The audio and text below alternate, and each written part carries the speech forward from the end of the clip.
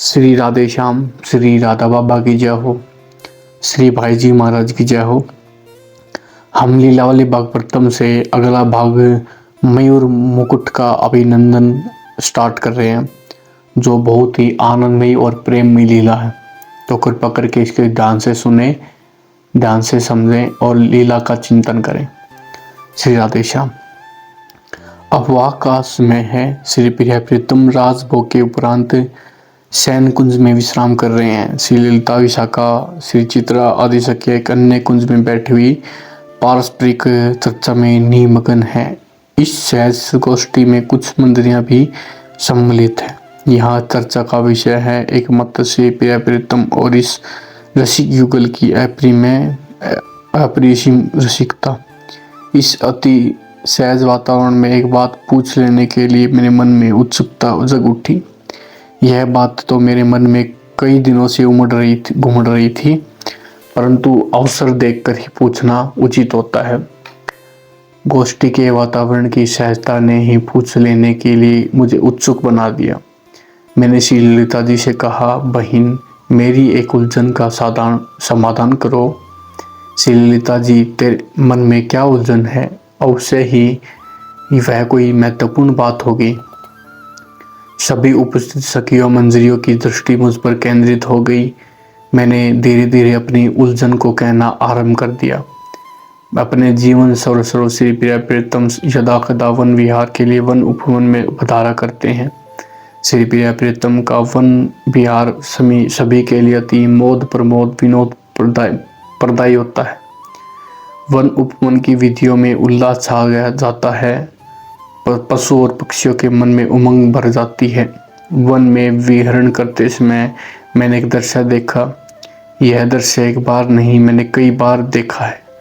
विहार करते समय श्री प्रियतम के मयूर मुकुट का मधुर स्पर्श जो ही किसी ललिता को मिलता है, वह लतिका को मिलता है, वह लतिक का अत्यधिक सिहर उठती है। अपने अंक के लगभग सभी पुष्प श्री प्रीतम पर समर्पित कर देती है। ललिता के फूलों की वर्षा से सारी विधि पट जाती है। मैंने कई बार देखा है कि विहरण के समय मोर मुकुट का स्पर्श मिलते ही लतिका असंख्य पुष्पों की वर्षा कर देती है। यह बात केवल लतिका के साथ ही नहीं है, फलों से लदे हुए वृक्षों के साथ भी यही बात घटित होती है।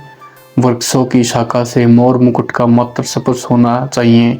रंच मात्र स्पर्श पाते ही जामुन, अमरूद, बेर, लीची, आंवला आदि के वृक्ष अपने फल श्री प्रीतम के प्रति समर्पित करने के लिए ललक उठते हैं।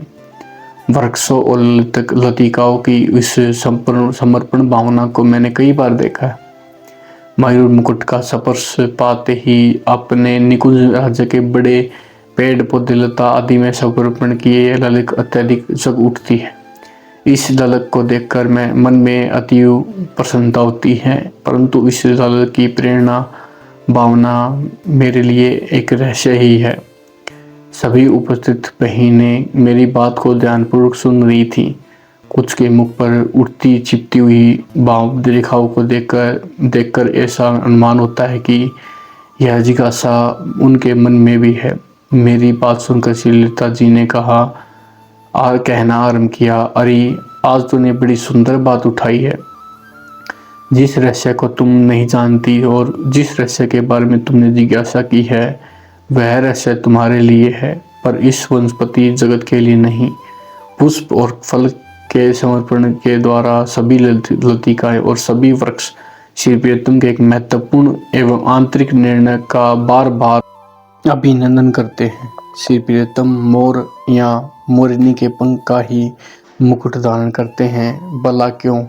इसका एक गुप्त कारण है। मोर और मोरनी सदा साथ रहते हैं। भला क्यों? इसका एक गुप्त कारण है। मोर और मोरनी सदा साथ रहते हैं। सदा साथ रहने के बाद भी उनका साहचर्य नितांत पवित्र है। आद्यंत एकलुष साहचर्य की इस परम पवित्रता को सम्मान देने के लिए मयूर पंख से बने मुकुट को श्री प्रीतम अपने शीश पर धारण करते हैं। मयूर मुकुट को अपने चीज पर सर्वोपरि स्थान देना ही उस पवित्रता का सुयश गायन है। मोर मुकुट इस पवित्रता की कीर्ति पताका है। श्री प्रीतम के द्वारा इस आगंत पवित्रता को जो सम्मान दान किया गया, इस प्रक्रिया का ही ये लताएं और ये वृक्ष सदैव और सहस अभिनंदन करते रहते हैं। उत्फुल्ल स्वर में मैं भी भरी गोष्ठी में बोल पड़ी, बहन मेरा पूर्ण समाधान हो गया। लताओं वृक्षों द्वारा होने वाला अभिनंदन सर्वथा उचित है। उनकी बात भला मैं क्या कहूँ। मेरे मन की एक भावलहरी उस भाव भरे अभिनंदन की जय जयकार बना रही थी, उस पर बली बली जा रही थी। जय जय श्री राधेश्याम।